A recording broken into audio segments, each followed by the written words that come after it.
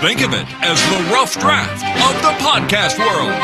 This is the Newbie Writers Podcast with your hosts, Damien Both and Catherine Bramkamp. Back for another week, and this time we actually have our guest on, and the whole world is not exploding. So, woo! We like that the world is not exploding. It's very good. Yes, we tried to have Laurie King on last week. Still half asleep. So welcome to the show. Thanks. And last week it was, I'm in California, just north of San Francisco, and we had a huge storm, and 7 minutes before the show started, my power went out. Yeah. Today it's beautiful out. It's in the 70s. In some places, I think it may be in the 80s here today. Right. Oh, there we go. It's like whiplash around here. Yeah. Well, I see your sunshine and raise it a lot.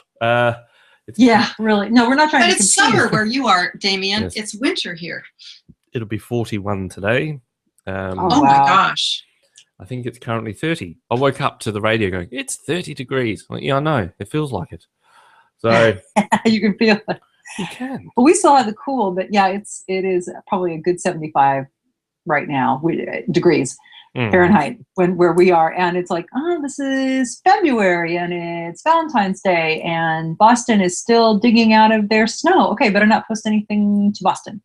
All right. Well, here's the thing. What are you both doing for Valentine's Day? Because that's Laura, tomorrow. you go first. I'm celebrating by reading from a book I wrote called An Erotic Alphabet. Oh, right.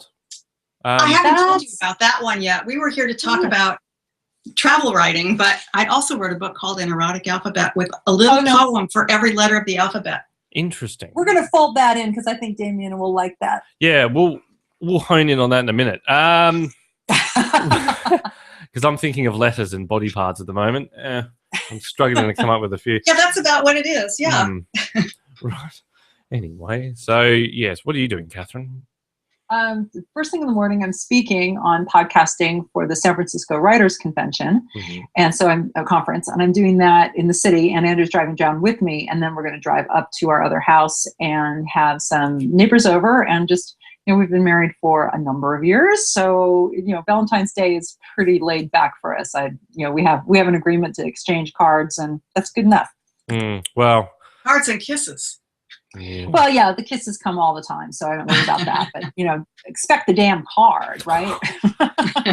Well, everything sort of got put on hold. I don't know what we can do. We don't really get into it too much, but we saw the weather report yesterday. It's like, it's going to be 41, and then the next day it's going to be 40. And Sharon and I looked at each other and went, well, there goes anything, really. Yeah, it's hard to do anything in that kind of heat. So I think I might, after the show, I might go to the beach for a bit, and then I might watch the cricket. So yes. There you go. Like a real man. That doesn't sound very romantic. It does, but what Australia's playing. Well. That makes all the difference. I'm in love with my sport. This is not the sports podcast. Right, let's get back to filthy poems. Now. There you go. The letter F. You want to lead with that? You can. You can lead with that. How did this come about? What was the reasoning? Were you sitting there going, I feel a bit saucy, and I think I'll just attack the internet, attack the alphabet?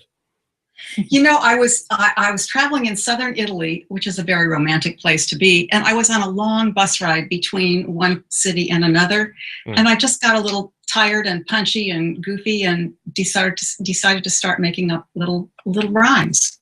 And before I knew it, the first few were a little racy, and then I thought, well, gosh, I better do the whole alphabet. And before I knew it, I had it. Did one of them start off, there once was a man from Enos? No, but I should have thought of that. Oh, I need to be a filthy consultant. I want to look. Is this book up on Amazon? This is way off track.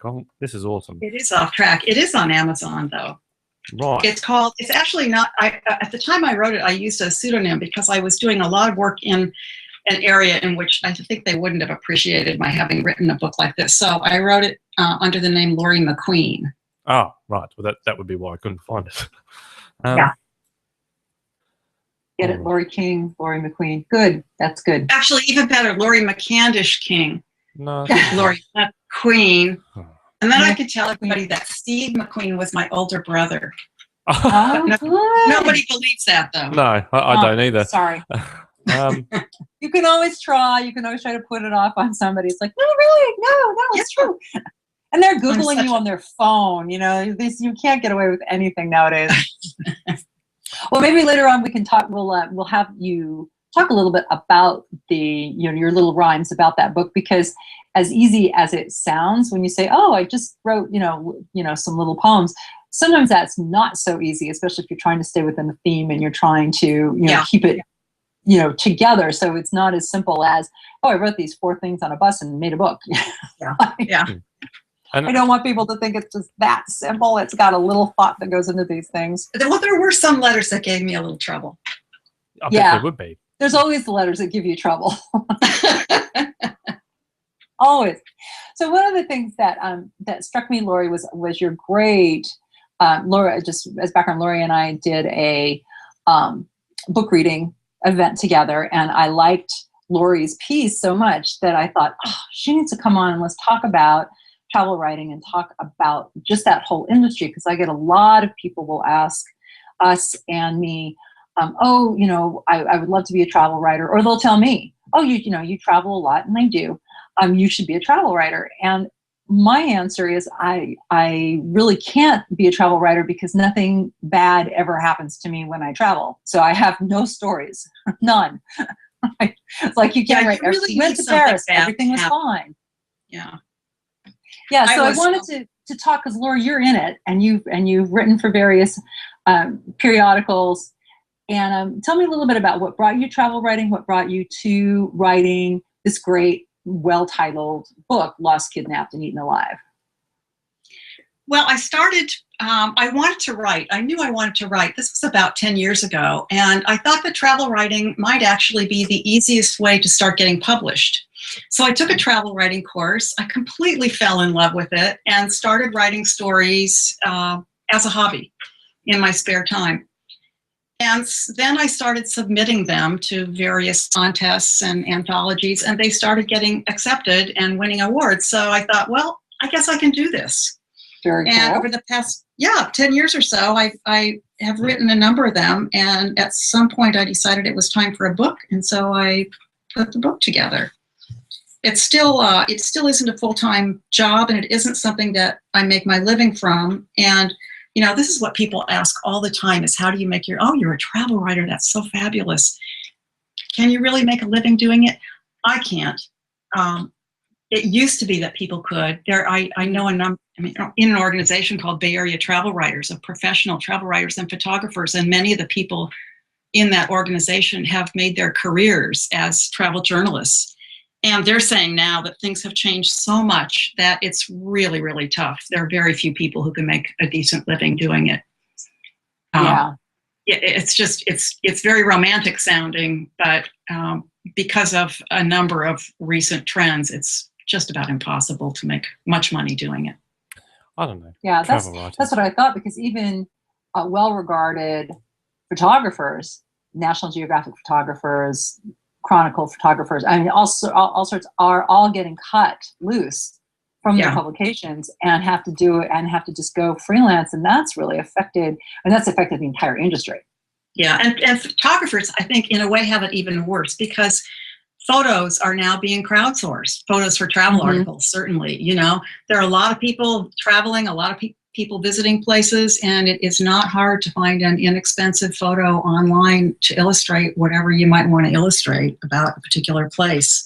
Yeah, which is too, now that I just think about that, which is too bad. I just saw I think it was on Instagram, and there was a photo of Nuremberg, and it was taken through an arch of the reconstructed castle on the top of the little hill, and then there was the tower, and so that was posted for the travel article. And then one of the comments was, another traveler says, "Hey, I took that exact same photo, and here it is." It's like, and in a way, that's the problem, because if you are crowdsourcing just these quote generic images, then what we're seeing are almost a cartoon or the stereotype of these international spots.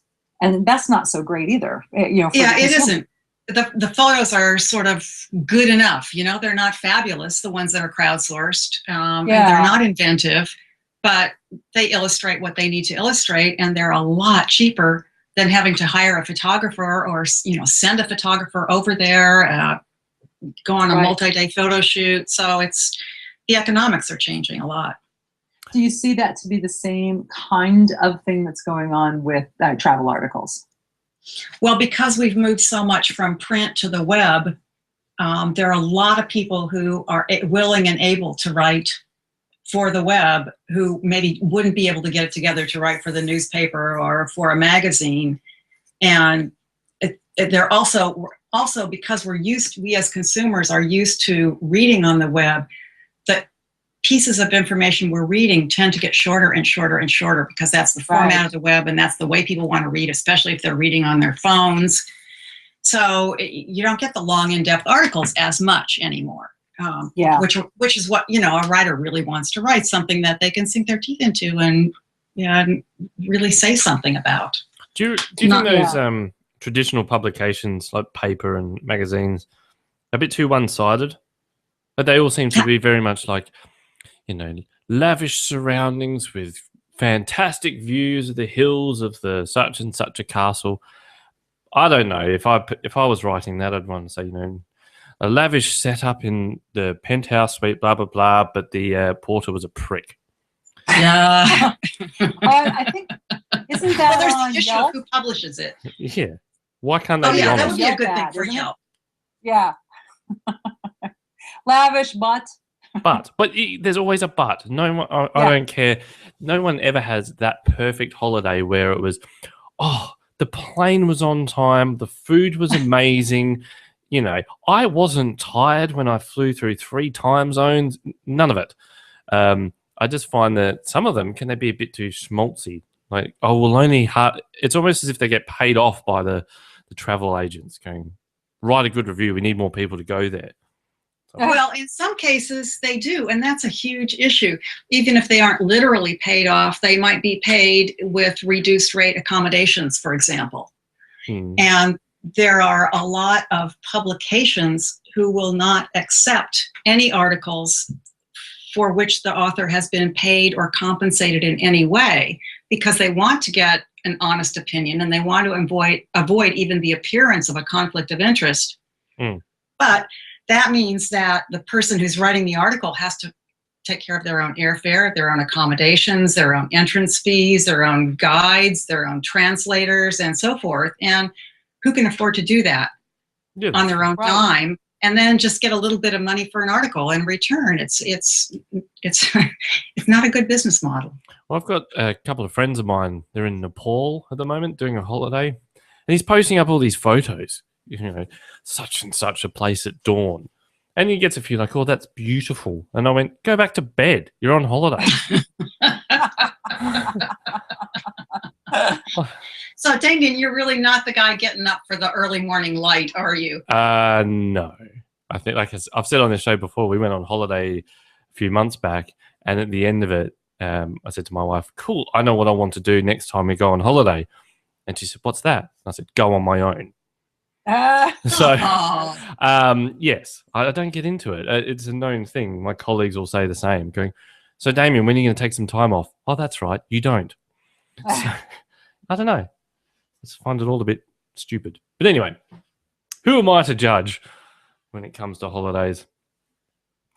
Well, you know, also, as Catherine pointed out, if something doesn't go wrong, you don't get anywhere near as good a story. And if something does go wrong, then you have to be very careful about the way you've written about it, because whoever is publishing your work has to think about their advertisers. Even if there is a wall between advertising and editorial, they still have to bear in mind that you need some, you know, you need to not be super negative and you need some positive things to say about the places that you've gone. That's why I don't really write that much for magazines. I prefer writing essay sorts of pieces where things do go wrong. That's what's interesting. And then do you take those and shop them to the periodicals? Is that, do you just, so you reverse that? You go on the trip, you write the articles, and you come back and say, hey, I've got this really interesting article. I noticed that you haven't talked about Thailand in a while. Here's my experience. Do you go in that direction then? One can go in that direction. I didn't, because this is not a full-time job for me, and I wanted the freedom to write the way I wanted to write. And normally you don't write an article and then pitch it to a magazine. You have clips that you show to the magazine in order to convince the editor that you're an established and competent writer. And then you pitch multiple ideas. And then once you get the assignment, you go to wherever it is and write whatever it is you're going to write. What happens the other way around. So you go to them and say, I'm going to Kenya in March. Can I write an article for you? I have these ideas about it. This one, this one, and this one. And this one would be particularly newsworthy because of XYZ. And I think I can meet with so-and-so, and I've already made contact with so-and-so. Yeah. Would you be interested? So you don't, you wouldn't say to them, I'm going to Kenya to see if my head fits into the mouth of a lion. Well, if you were Tim Cahill, who is one of my favorite travel writers, you might say that. Maybe. And in fact, Tim would get the assignment if he said that. But if you had a genuinely good experience, but there were the few odd things, like I said, you know, the person taking your bags dumped them down and broke something in your bag, would you include that, or do you think I could probably leave that out? The rest of the trip was actually pretty good. He was probably having a bad day. I write for my readers, so the reader probably doesn't even care about my bags. They care about the place itself, but they don't really care what the food was like on the airplane, unless I'm doing a particular kind of travel writing, which is writing about airplanes or writing about accommodations, and that certainly is a subset of it. But really, what they probably want to know most about is the place, and what does the place look like and sound like and smell like, and what tastes are there, and what people did I meet, and what were they like, and what were they wearing, and what did we talk about? Those kinds of things. Food poisoning. Well, you really don't like. You could mention that you had food poisoning, but nobody wants to hear the details. No. No. To save you the details, I did a Snapchat. Anyway. I don't know. So have you had any really woeful experiences while traveling? Just going, I can't even write this down. I don't even want to think about this place anymore. You know, the worst experience I had is the first one I wrote about, which was when I was kidnapped. It was in Tunisia, and I didn't speak the language, and I never exactly figured out what was happening, but I think I was kidnapped by a person who was a slave trader. Oh. Wow. And yeah, and I was rescued from that experience by a stranger. Oh. Two strangers, actually. And we didn't speak the same language, so I never quite figured out what happened, but I wrote about the experience, and it was published in a book called The Kindness of Strangers. It's a Lonely Planet anthology, and the whole book is a bunch of stories about people who were traveling and were lost or robbed or kidnapped, or something awful happened to them, and through the kindness of strangers, they were helped. So it's a wonderful anthology because every single story is a feel-good story. You see how generous people are around the world and how kind and helpful they are and what compassion they have, which is not really the message that we get in a lot of the media these days. When we think of kidnapping, though, we think of, I guess, the Hollywood style of it, where it's get in a van or you just bundled into a van. But it doesn't necessarily have to happen like that. How did it happen for you? Were you lost? You were just wandering around the streets aimlessly going, I'm sure I was down there somewhere.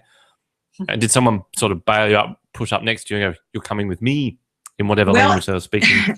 It wasn't like that. It was a mistake that I made. It's very easy to make.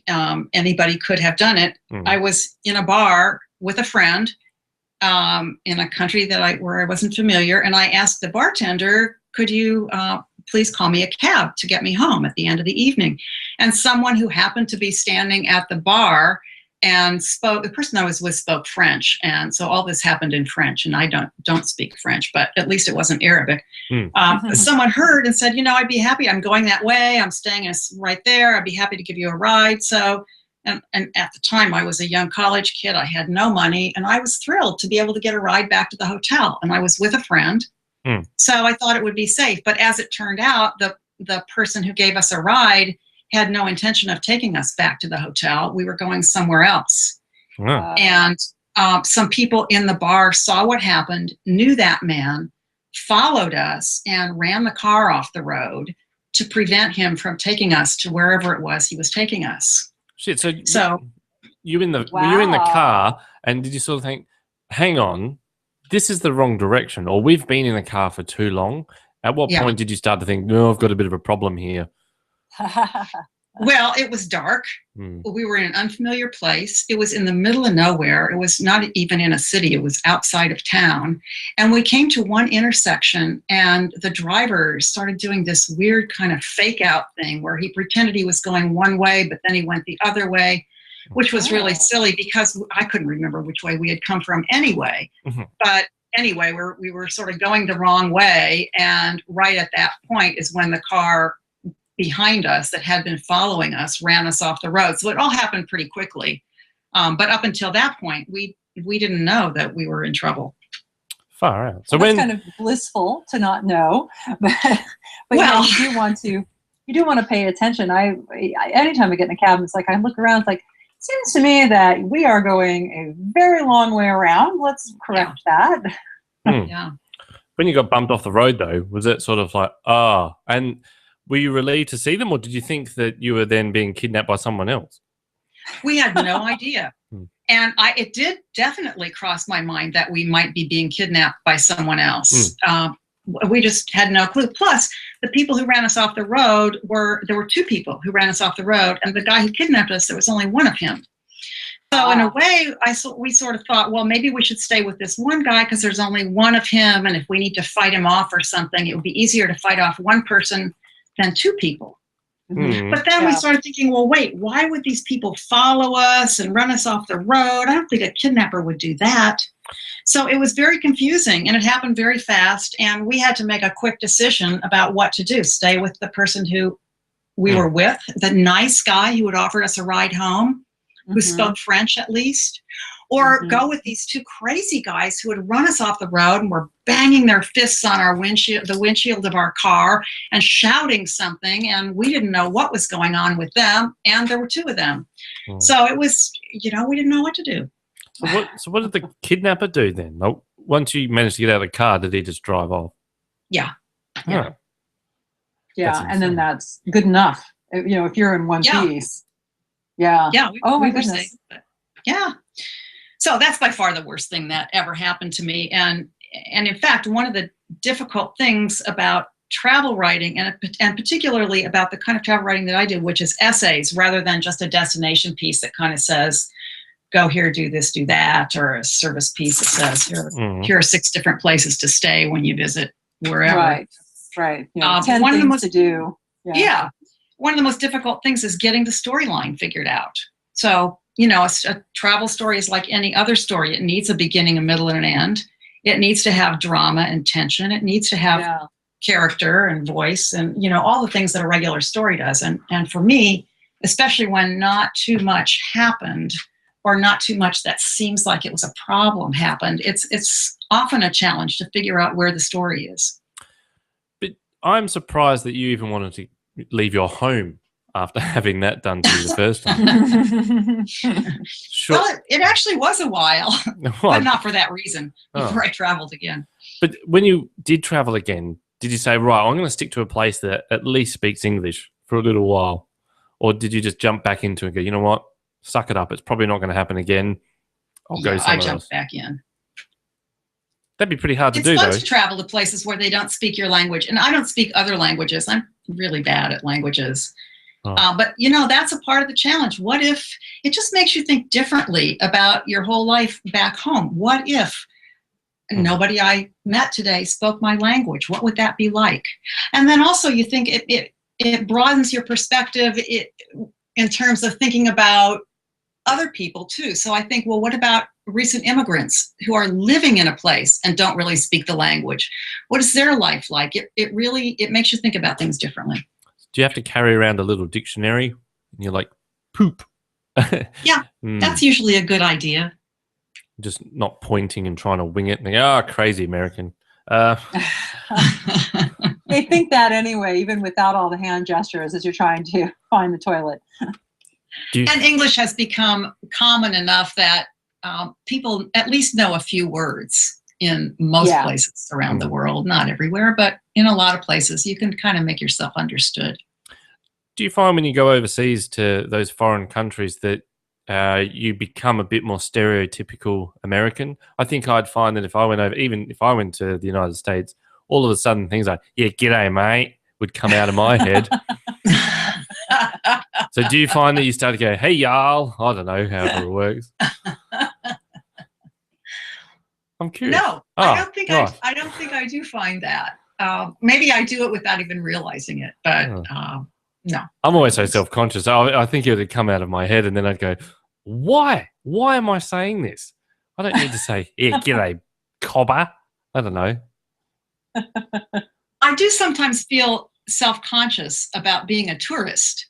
You know, I take notes whenever I go places just because that's the kind of nerd that I am. I love taking notes. It helps me remember better. And now that I'm writing stories, I need to take notes.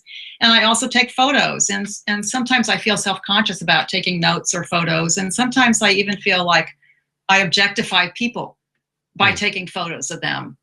So it's kind of a fine line to walk between trying to fit in and blend in and acknowledging the fact that you're in a new place for only a short period of time. And there are a lot of things that you don't understand, and you want to record that and keep a record of it.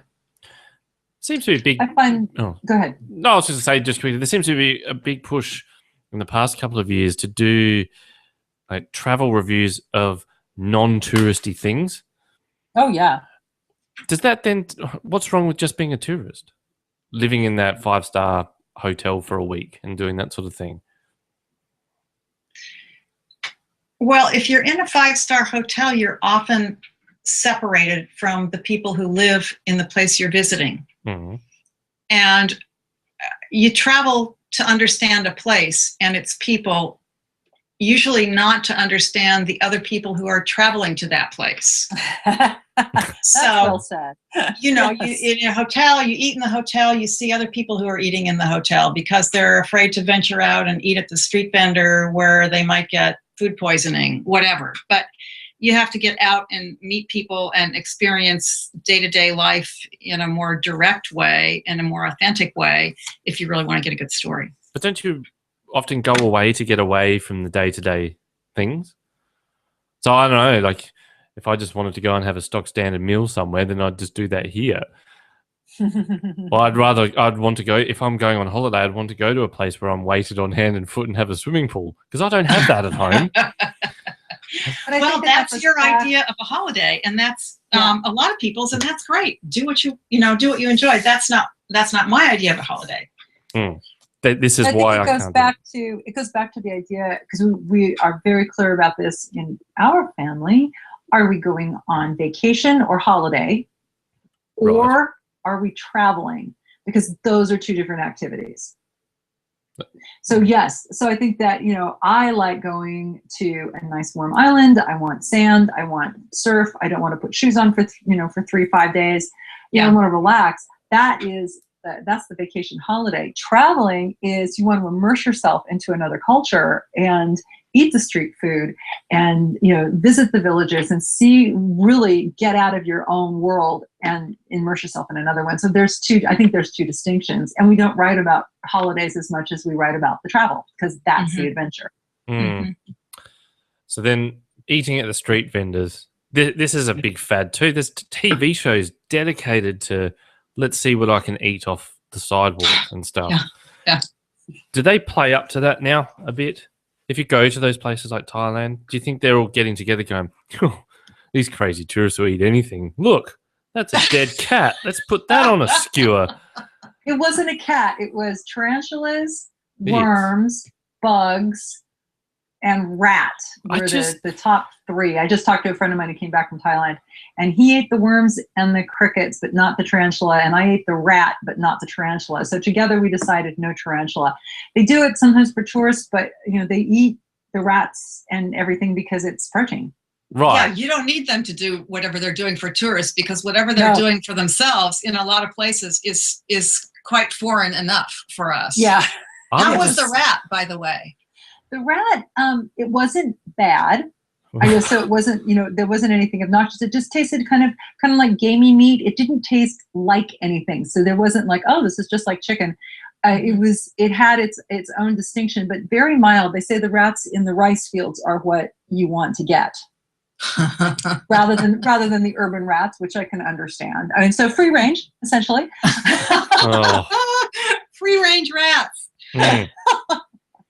Yeah, I could just picture that. We decided that if you fry anything in enough olive oil with salt on it, you can eat it. That was the other determination from that conversation.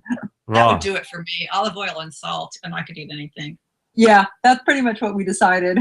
And in fact, I did eat one of the stories that I wrote was about eating a horse, because I was in Italy and I had heard that they eat horse meat, and I wanted to find horse meat and try it. Mm-hmm. Yeah, and it wasn't easy to find in the first place. It was, but I found out later it's kind of a low cost student food. It's food for people who don't have a lot of money.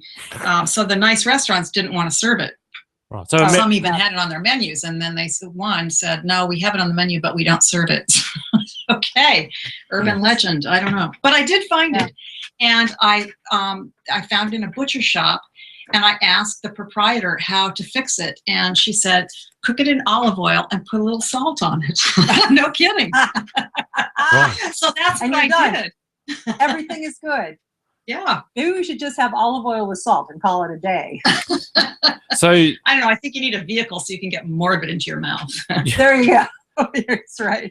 So uni students here, and I would assume it's the same in the States. If they're hungry, they'll go to the freezer and grab like a pizza pocket or have a burrito or a taco.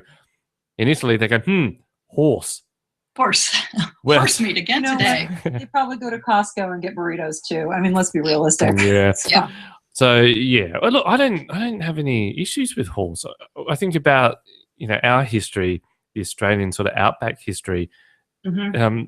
They would survive. Bushmen would survive on horses. Your horse goes lame, you shoot it. You've got meat for like 2 weeks. Mm-hmm. Right, but not what you really need. No, but it's just a thing. That's the way our society is. We eat cow and sheep. Well, and horses, in our minds, in America, horses are very different from cow and sheep. And in fact, that's one of the things that I enjoyed exploring as I was thinking about it and writing about it. What makes something okay to eat and another thing not okay to eat? And how do we think about that? And how do we decide that in various cultures? Yeah, but there is the limit. Again, it comes back to like the crickets and the spiders on the skewers. I still get this vibe like they've all got together chuckling away going, yeah, they'll eat anything. It's a bit like you see teachers in schools and they're going into the staff room going, effing kids. Yeah. Well, speaking of worms, that's what I always sort of suspected about witchy grubs in Australia, that nobody really eats these. These have to be something they've invented for the tourists as food. Yeah, have I you agree. eaten one, Damien? No. No. If I saw one of them on a tree, I'd spray it with fly spray. Like I don't know. It's okay. It's a traditional bush food, but I'm not going to be hunting them out. Put it that way. Yeah. And if anyone did give that to me, if I was on for some bizarre reason on a nature walk, and they said, "Here, try one of these," like, no, thank you. Have a sandwich. Yeah. So you'd be like Burke and Wills, the two famous Australian explorers, or were they British explorers in Australia who starved to death because they wouldn't eat the local food? Pretty much, yeah. Yeah. But I wouldn't be out there in the first place. I'd pay someone to explore it. Get back to me, That is true. You wouldn't be there in the first place. But yeah, I think when we were, I'm with you, Laurie. When we're in another country, it's like, what do you have? Oh, look, I had an opportunity to try whale when I was in Norway. Not going to see that anyplace in California. That's for darn sure. So sure, I'll try that. And when we were in Australia, we tried crocodile, we tried kangaroo, we tried. I've eaten that. That's a fairly common thing. Crocodile, kangaroo. There was something else that we tried. So we couldn't when we were in China. They have live. You can get live scorpions skewered, and they're still moving. So talk about trying to freak out the tourists. Very interesting. And I guess you plunge them into oil and put salt on it. So there you go. Hot oil and then eat it. And we wanted our son to be the guinea pig and eat. Oh, and we did not eat guinea pig, although I understand people eat guinea pigs. We were trying to get him to eat the skewed scorpions, and he just looked at us and he's like, "How dumb do I look? I'm in college. I get this." No, he was not cooperating. Family services. Even though I was going to promise salt. See, well, I want to know what the whale tasted like. The whale tasted like blubbery beef. It had a beef gestalt, you could say, with the texture was like that fatty blubbery. It was a very interesting combination. I mean, it wasn't good enough where it's like, all right, sign me up for a whole sandwich. I wasn't like after it as a gourmet thing, but it was really interesting to try, and we just don't get an opportunity to eat that. Cooking with newbie writers, but there you go. It is kind of, but that's part of traveling is you eat the food and drink the alcohol. That's part of what you do. Yeah, but see, this is where Australia fails. So we eat kangaroo. It's all right. It's not too bad. Kangaroo steak, you can order it at a pub, whatever. That's on our national coat of arms. Yeah. So put that back onto the Americans. Would you eat a bald eagle? Gosh, no. No way. And you'd probably get locked up. It's sacrilegious. Yeah. Not here. Oh, yeah. That's on our coat of arms. Shoot it and eat it. And emu, for that matter. Coat of arms helps you identify it so that you know. Well, that's why the emus. That's why the emu's on the other side. It's like, well, you can either have either or. But I don't know. Let's stick to normal. Laurie, if people wanted to, if a newbie writer loved to travel, or this has always been a dream, like either it's a dream because they're just out of the gate and they're like, I can go travel and write about it. Wouldn't that be great? And then I'll be a travel writer. Or they just want to say they're a travel writer. How would you tell them to start, knowing now where the industry is right this second? Because a lot of people operate in the past with assumptions that are old. What would you suggest they do? How should they go about being, quote, a travel writer? I would suggest that they start blogging, and they also write some longer pieces, and they augment their writing with either still photos or movies, short movies. Put them up on YouTube. So create sort of a body of work, and then figure out which publication you think would be the best fit for the kind of writing you're doing or you want to be doing, and get to know that publication really well, and start with the small articles. So, a lot of times magazines have very short articles at the front of the magazine. Start in those departments and start pitching articles. Send clips of things you've written on your website, on your blog, and then start pitching. Interesting. Okay. I'd like to see almost like a travel diary done from the viewpoint of a drone. Wow, that'd be cool. Right, I'm serious about this. Like there was a guy on the news who got in a bit of trouble. And this is what got me thinking about it. He was flying a drone around and he crashed it into the Taj Mahal, which was hilarious to see. Like they showed it taking off, and then you see the big blue domes coming up, and then bam, right into the edge. Whoops. But I thought, what an interesting. It's still a new technology. We don't have it all worked out quite yet. Yeah, this whole flying thing. But I thought, what an interesting idea. Go around the world and say, I'm going to show you Istanbul from the viewpoint of a drone. Yeah, from the air. So there you go. Do that. That's a great idea. And then you could drop down and sort of go in down little alleys and into shops as a drone too. Yeah, and then you can There sort of go. start Have it off. people whack at you with a broom. That could be very exciting. Yeah. Now, there was a cool thing at CES, which I should link to you, Catherine, and you can have Andrew buy it next time he's there for me. But it's a wearable drone. So it's like a watch, and you can push a little button on it, and it will fly up and fly away, but it'll follow you. So they have people like on the side of a cliff face, rock climbing, and they'll push it and it'll fly away, take a photo or a video, and then fly back to you. Like a hawk. Pretty much. Or Yeah. a carrier pigeon. Or a boomerang.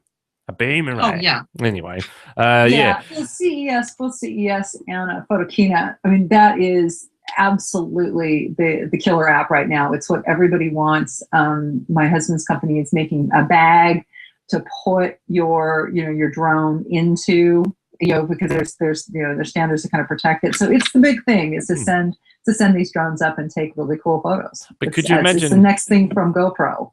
So it's the thing, and I saw lots and lots and lots of versions of that. I mean, could you imagine sitting at a cafe and you're doing a little spiel into the little camera, saying, "I'm sitting here on a cafe in New York or something. The weather's actually quite nice," and you could push a button and the camera would just drift away from you and go up the street or go up to a high rise and then come back down. Yeah. That would be so very cool. Oh. And now is definitely the time to do it before the whole drone situation gets regulated, which of course it will. Exactly, because it will. Right. I'm surprised there aren't more laws. We have a nudist beach about 10 minutes from us. Surprised there's not people there with drones. Actually, a guy got busted the other day. It was so old school. It was on in our local paper.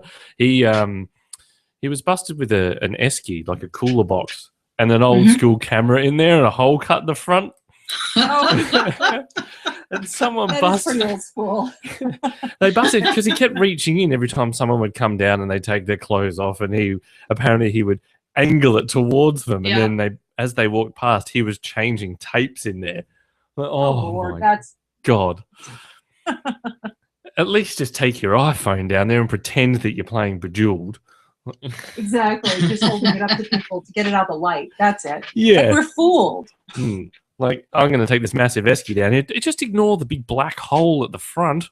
But I thought it was strange, though. I thought, why would they complain? They're nude in a public place. Right. Maybe. Well, yes and no. They're nude in a public place, but there is some expectation of privacy from cameras, I would imagine. So it still doesn't wash with me. I'd be like, well, I'm walking around here with my wang out. If anyone films it, so be it. I'm happy enough to be here with like 300 other people. All of whom are similarly undressed. So, speaking of which, we've gone through the lost and kidnapped bit. Eaten alive. Where did that bit come from? Right. Leeches in Queensland. Yeah, Ooh, well, do don't tell. go to Queensland. It's too humid. There, it's for people who don't know, Queensland can be extremely hot and humid. Yep. And it was when I was there visiting, and I asked a local person, how do you make it through? It was exhausting to be in that heat and humidity. And he said, I'll let you in on a little secret. Here's what we do. We go down to it was called Cooper's Creek near the Atherton Plains Plateau. We go down to Cooper's Creek. It's fed with water from the plateau, icy water, and submerge in the water for a while. And then we feel better. And so, in fact, I did that, and I stayed in the water as long as I possibly could. It was excruciatingly cold. And what I found was that I had unwittingly induced hypothermia. Whoa. Yeah, they saw you coming, didn't they? And it was fabulous. I got out and I was good for 6 hours in the heat and humidity. It was wonderful. But there were leeches in the stream. So I had to contend with that. We also have air conditioning in Australia. Anyway. Oh, really? Oh! The best thing about Queensland is surface paradise because they have meter maids. That's what travel writing should be about. I don't know if you're familiar with the meter maids. Are you familiar with them? No. Oh, they're they're very attractive ladies that walk around in string bikinis, and they feed the meters where you park Oh. for the tourists. It's amazing. You can just park your car and sit there all day. String bikini meter maids. That is. Well, wait. What's in it for the meter maids? Or are they're public employees? No, but they're in it. They're in it for the attention, I think. Oh. So if you're walking around looking like that, you're going to get a lot of attention. Yes, you are. So yes, that's the best thing about. If you're feeding the meters, yeah. That and beaches. It's all good. It's all good. All right. So leeches. Ugh. So how'd you find that out? You're going, I'll pick that off. Yeah. Well, he actually told us before we went, there are leeches there, he said, but they're just the small terrestrial kind. They'll drop into the water, they'll just attach and take a little nibble here and there, and then just brush them off. It's no big deal.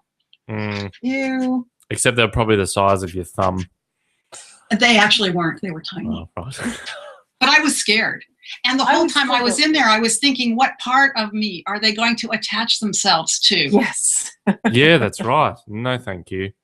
I'll have No, thank you. I'm with you. I think I would be a little freaked out about that. I don't know. You're a glutton for punishment, really, aren't you?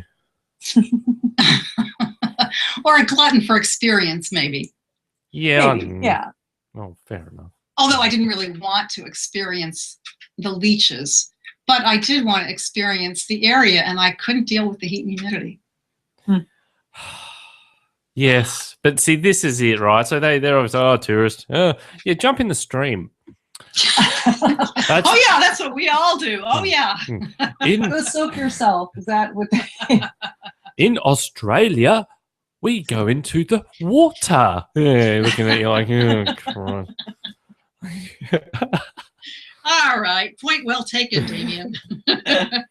So, yes, I'm happy to be your future travel consultant. So when you say, I'm going to go here, I'll be like, right, well, think about this. I was saying, danger, Will Robinson. So you're going to be in your hotel going, I'm not going out ever again. I couldn't stay in the hotel. There was no air conditioning, actually, in this little place I was staying. Probably would have been one of the things I would have asked them before I booked. But yeah, I should have. Hey, look, I'm coming to one of the hottest countries in the world. Do you have air conditioning? No. Next. Oh, we're becoming soft. I reckon all these people. Well, I just assumed. Yeah, don't ever No assume. No assumption. Oh, anyway. Hey, okay, so should we do word of the week? Yes, but just quickly, because we've got Laurie on, and she has written a number of things and been published. We're in the process of coming up with our own motivational guide on how to become published and how to write a book. We have 47 steps we need to get through. That's all. You really simplified it. Correct. That's right. Yes. We're boiling it down to 47 steps. What would be a couple of your steps to getting off? That's right. That was the deal. You're stuck on the couch, right? Your writing career hasn't even started yet. It's gone nowhere, but you want to become that famous author. You're on your friend's couch. You've got $50 to your name. What's one of the steps to get off the couch? To be a writer. First step is, I think, is figure out what your objective is. So do you want to write for magazines? Do you want your own travel blog? Do you want to publish a video? Do you want to be a YouTube star? You know, what is it that you want to do? That's the first thing. And then, as I was saying about the idea of producing one's own travel blog, then figure out what you're good at and how you want to sort of niche what you're writing about and start to develop a body of work. Mm-hmm. And build your platform. So get your name out there, get people subscribing to your blog, figure out ways to connect with people who are interested in the same things you are. Well, and then, let's see, that's two. Third, figure out what the rules of the road are.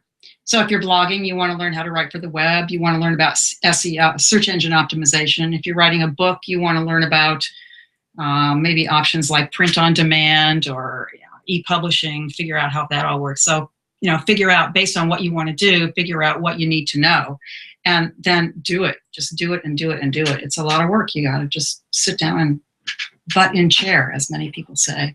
That sounds far too serious. I was thinking, someone said to me, enjoy coffee. There we go. Was Get one. out your favorite pen. Yes.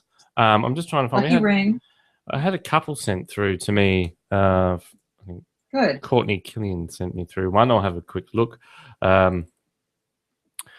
Let's What would see. be some silly? What would be some strange but effective advice that you'd have?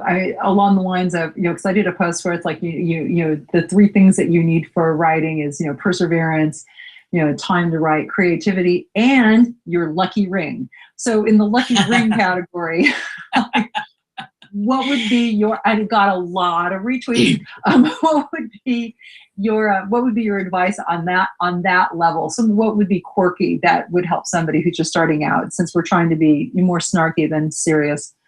Well, I rely on my lucky underpants. There we go. We're noting that one down. Are they a particular color? Because I said blue shoes last week. Yeah. There are a lot of writers who have rituals, and they're often silly rituals, but they help put you in, like any ritual, they help put you, especially if you use it over and over again, put you in a particular mindset, a particular feeling, a particular frame, and you do it enough and you sort of, your body, your whole sensibility understands, okay, I am now in my office, the Enya music is on, my sandalwood incense is going, I've got my lucky underpants on, and I've rubbed the crystal 3 times. So now it's time to get to work, and I'm going to focus. Right. Well, Dion Lister said you must drink a minimum of 4 cups of coffee per day and get a cat. Okay. The cat is especially important for random keyboard accidents. Courtney Killian had said, stay up all night and annoy the hell out of everyone the next day and saying I'm sleep deprived. I like that. And then get kicked out because you're annoying everyone. And then that's one way to get off the couch. Good. But yes, I like that, and get a cat. I don't know. I would like to know. That's probably something I could waste an afternoon on a hot day looking up. Famous, how you see those lists? Famous authors and their jobs that they had before, or famous authors and their cars, whatever they drove. Famous authors and their pets. Oh, yeah, absolutely. There's probably books. There's probably coffee table books. Like if there's a high proportion of writers that prefer cats over dogs, because I think with dogs you've got to walk them. They're not really evolved enough to be self-sufficient. Edith Wharton wrote with little yappy dogs. She loved little yappy dogs and always had one, and she wrote in bed with her yappy dog right there with her. Oh, there you go. So there's Edith Wharton. But then, Catherine, you've got a dog that thinks he's bigger than he is. Yes. He's great. He sits right next to me. Or when last week when it was storming so much, he was under the desk on my feet. He was not happy with the storms. Oh. And I think that one of his advantages is that I have to get up and let him out, or get up and walk him, and that gets me away from sitting for 12 hours like a blob in front of a computer screen. So the dog, I think, is saving me so that I don't turn into an amorphous being. Mind you, cats do that too. Mine does that. In the sense of, I can be sitting here and next thing I feel these sharp claws on my forearm, and I look down and he's just looking at me like, yep, food time. All right. Well, should we do some other things? Should we do a word of the week? What's your word of the week? A word of the week from Arlene Miller from Weird and Wonderful Words, found on her blog at Big Words 101. Now, no, that's the one that I read out the other week. Yeah, you've got another one. Where?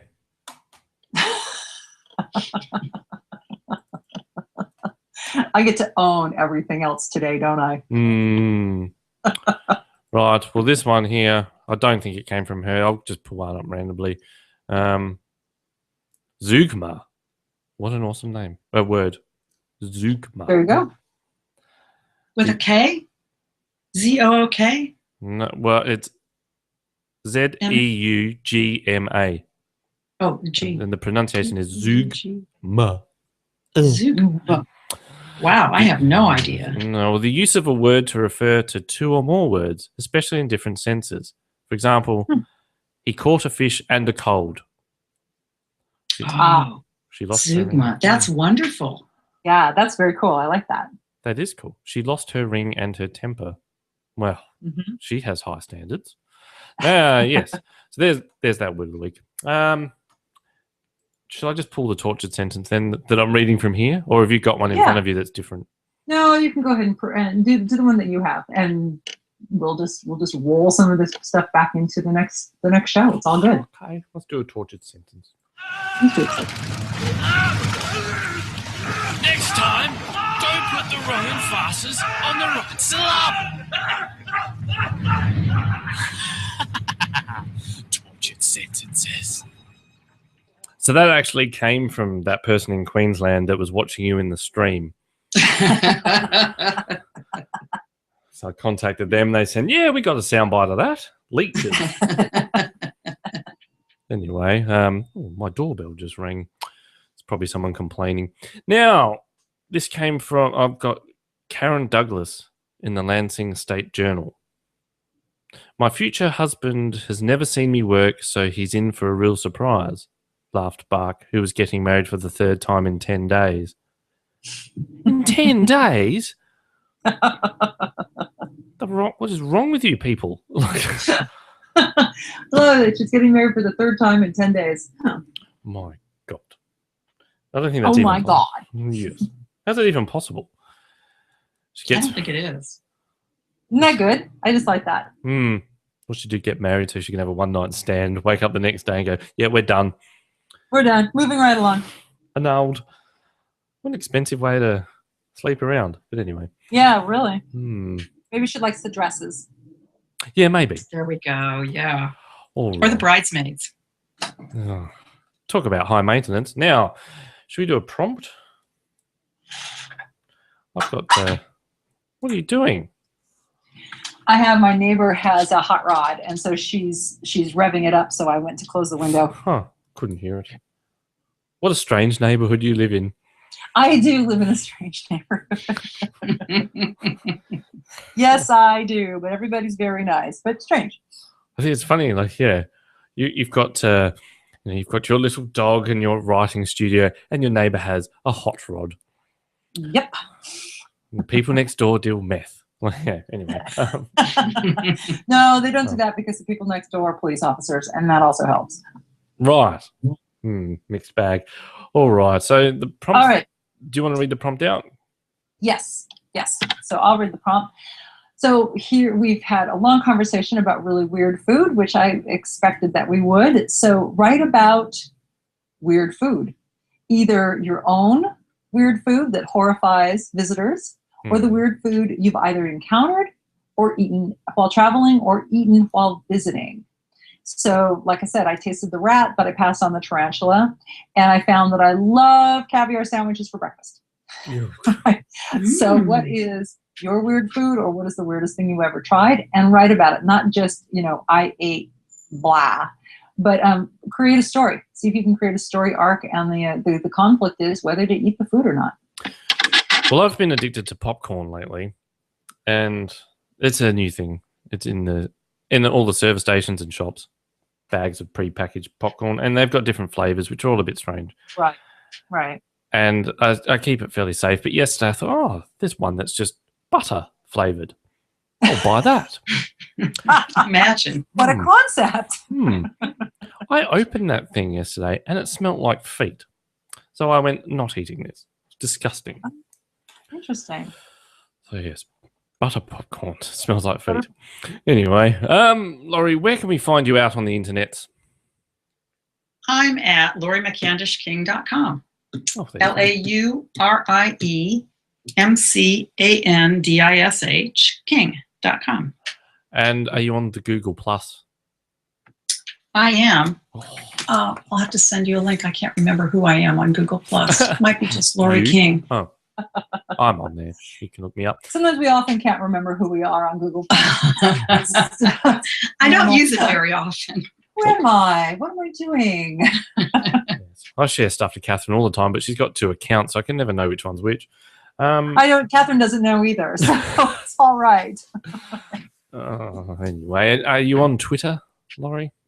I'm Laurie King on Twitter. Cool. Well, I'll add you to the noise that is my Twitter stream.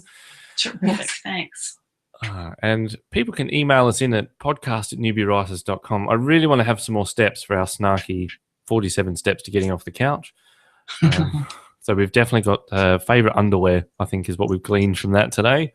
Yep. Awesome. Lucky underwear, not favorite. Lucky. There's a big difference. There is a big difference. Yeah, true, because lucky underwear means that you'll just wear it even if it's just got the elastic left. Yes. Right. Exactly. You baby it along, hand wash it. Yes. Yes. Only save it for special occasions when you really need it. When you really need it, when you're really, really stuck with something on your script. My brother break out the lucky underwear. My brother had a lucky T-shirt, and it got to the point where it's literally just the sleeves and like a panel at the front and the back. There was like missing bits and holes. And I walked up to him one evening and I grabbed it by the back and just ripped it and just held the tatters up. He went absolute ballistic. That's such a brother thing to do, too. Well, it's not lucky anymore if I can see your nipples. So, anyway. Was he your older brother or your younger brother? Oh, he's younger. Oh, there we go. There we go. Beating up on your little brother. That's the idea. You should be ashamed of yourself. Never. All right, Catherine, I'm going to ask you, doing social media, come on, speak your social media things. My social media stuff. You can find me on, obviously, on my blog, Newbie Writer's Guide, on newbiewriters.com, and on my website, which is the most important thing after going through class after class on social media. What's the bottom line? Creating content, posting it on your blog, posting it on your website. It's like, oh, well, I knew that before I came in. And that's at yourbookstartshere.com. And then you can follow me on Twitter at cbramkamp and Pinterest at Catherine Bramkamp. See where I'm posting lots of photos on our upcoming trip to France, not including any food. I haven't gotten that far yet, but I will. And where else am I on? I'm on LinkedIn, and I'm thinking of getting back into Instagram. So when I get something worthwhile looking at, I will tell you guys where to follow me. Right. I give it 3 months before you go, forget this. It's too much work. Yes. So I got to find something that's native to how I think. So that's part of what my goal is. Well, for social media, and I think that's true of everyone. And we can talk about social media later on, and maybe closer into the spring. Cool. And thanks to anyone that voted for us in the podcast awards nominations. They've closed, started this week, I think it was. So thanks for that, other than the one person that messaged me and said, I can't seem to vote. I'm like, yeah, that's because it closed 4 days ago. But anyway. Well, late to the party. There you go. Yeah, it's fashionably late. All right, who have we got on next week? Next week, we've got Powers Molinar, and Powers is not his real name, and you're going to have a whole conversation about that. But he writes a very successful young adult book, and so we're going to talk about that. And I met him on Twitter, so here we go. We'll see how that turns out. Yes, I will see what I can do to get the real name out of it. There you go. That's going to be your job. Good. Pen names. All righty. Well, that'll do it. So until next week, we'll see you then. Thank you. Bye. Thanks. Your book starts here on the Newbie Writers Podcast.